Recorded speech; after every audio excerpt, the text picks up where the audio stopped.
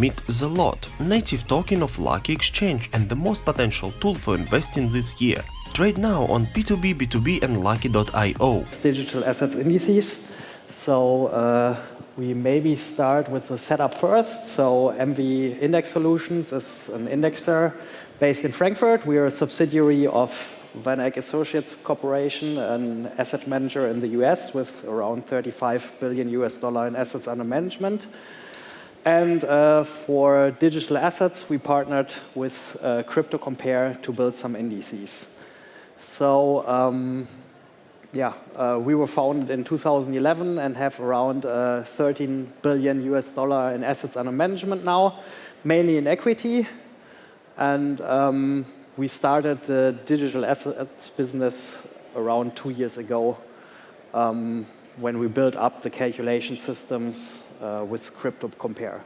So maybe what's an index first? So our indices for digital assets are similar to equity indices that everybody knows, like the Euro Stoxx 50 or the S&P 500. So we try to build a passive virtual portfolio of several digital assets. Therefore, we define some rules. And I want to discuss the features of these indices in this presentation, which are the reviews, pricing, liquidity, diversification, and all the maintenance that we have to do when we run the index. The three biggest indices we have are a 5-component index, a 10-component index, and a 25-component index. But there are some more, these are more or less the flagships we have. So maybe we start with the monthly index reviews. So to select the top digital assets, we use 2 criteria, and that's first the market capitalization, of course, and in addition the liquidity. So we rank all the assets by liquidity, market capitalization, take the average rank, and then select the top components. We also have a buffer to reduce the turnover, so the portfolio doesn't have to be reshuffled completely. And afterwards, we apply our weighting schemes to the selected components. It's mainly market capitalization, but not to have one asset overweighted, which is usually Bitcoin. We apply certain caps. And for clients, we might also apply floors as they want. So let's maybe continue with the pricing methodology. So that's not our ownership, it's Crypto Compare, just seeing Quinn here. So to cover or to use good price for each coin, we use the Crypto Compare aggregate index for each coin, which means we weight the exchanges in the price by liquidity. So there is an additional penalty factor. So exchanges that are, for example, in a time zone that is closed by now get a lower weight than exchanges in a time zone that's now actively trading. So we kind of follow the sun. Investability. Of course, the goal of each index is to underlie a certain product that might simply use a criterion that defines each coin that trades above $1 million a day as eligible. So anything that's below the 1 million is excluded from the selection in the very beginning. As soon as we have selected the coins we want in the index, we apply the weighting scheme. I already mentioned that.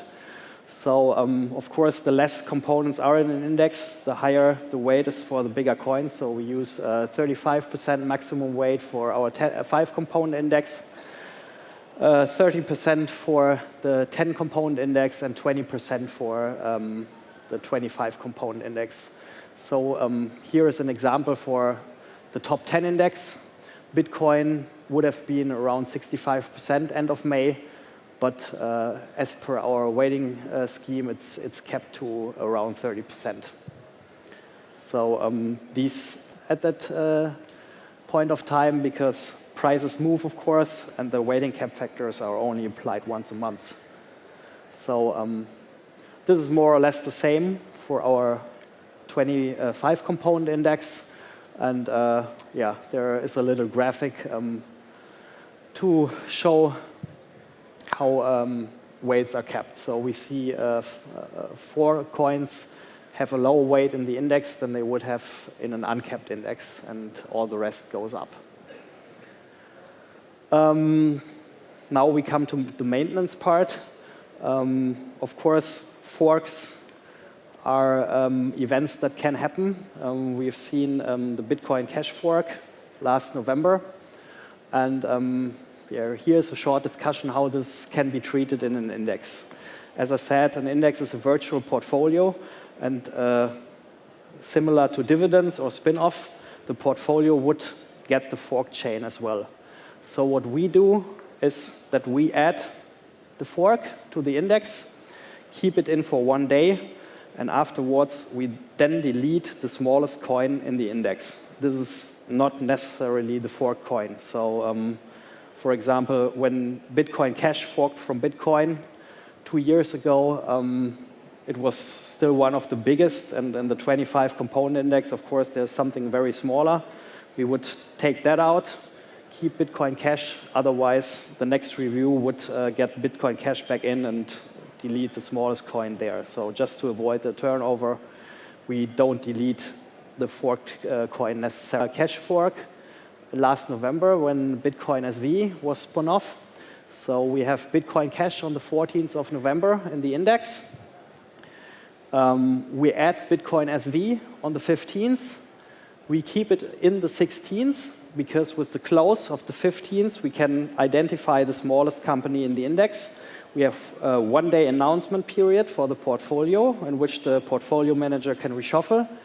And then at the close of the 16th, we would take out the smallest coin and continue the index with the respective number of components it should have. So 1 day, the number of components is higher than it should be. Another event that can happen that doesn't directly affect the index is an ICO. So as I said, we usually review our index each month, and every coin that trades at least 30 days is eligible for the index. So in case of an IPO, we made an exception, and the ICO only needs 10 days of trading to be added. It's pretty simple. So yeah, and now there is a little of them look very similar. Bitcoin is a larger component in all of them. You see the performance of the markets. Again, it's very similar. And here is a broader index with 100 coins, which is also not capped. So it's even closer to the Bitcoin performance because Bitcoin is so big. But we also calculate 3 sub-indices of this one, which is a large cap index, which is, of course, similar to the 10, 25, and 5 component index. But we also calculate a mid-cap index, which is coin 21 to 50 in the 100 component index, and a small cap index, which is the smallest 50 coins in the index. Yeah, that's more or less it. So I guess I have to show the disclaimer, so my legal department doesn't yell at me tomorrow, and that's it. Thank you very much.